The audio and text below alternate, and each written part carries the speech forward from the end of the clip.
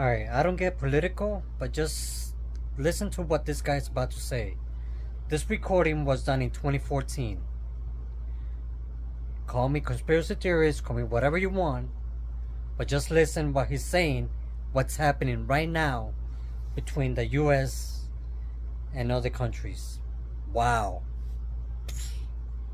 World wars change worlds, and if you have a global agenda, then global problems allow you to offer global solutions.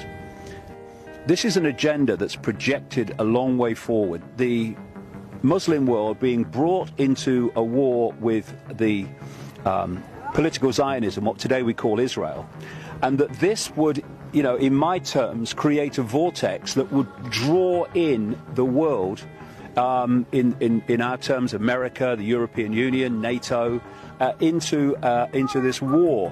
I mean, I know it's hard to believe for anyone frickin' sane. And then you've got what I've been saying now way back in the 1990s. The idea is for this Third World War to involve Russia and China against the West. Yeah.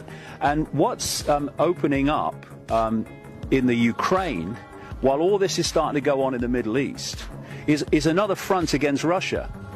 The United States is preparing for a war against Russia through Ukraine, and that what they plan is to try to take Crimea back. Saudi Arabia and Qatar, who are 51st states of the United States, there are many of those, mind, funding this ISIS and funding this terrorism, while the Americans, who could tell them to stop any time, are saying, are condemning the very terrorism that their 51st states are supporting. Well, the picture's so bloody obvious. It's a setup. When you look at it from this perspective, what is happening in the Middle East is not random. None of it's been random. Libya's not been random. Syria's not been random. None of it. And ISIS certainly isn't random. It's part of this long-term plan to take over the world by creating enormous chaos to which they can offer the order out of the chaos, their order, their new world order. When we realize that, we can see that events are not random, but coldly calculated.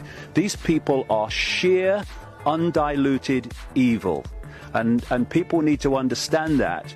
Otherwise, they will reject that anyone could do what they're doing and kill and maim and slaughter so many people. They can do it because they have no heart, they have no empathy, they have no emotional compassion, and thus mayhem is their currency, and they have no emotional consequence. They are not like us, so don't judge what they'll do by what you would do, because it ain't the same thing.